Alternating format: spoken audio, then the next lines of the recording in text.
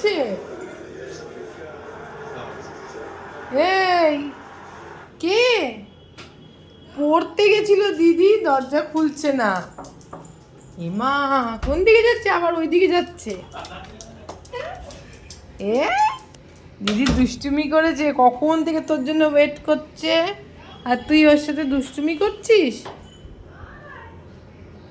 যা, কোথায় দিদি, কোথায় নামবো?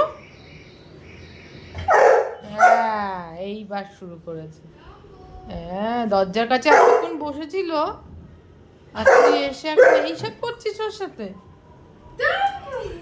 হ্যাঁ ওরে বাবা, কি আদর, কি আদর। দিদি তুই কেন চলে যাস পড়তে? কেন চলে যাস ওকে রেখে দিয়ে? ওর আর কেউ নেই।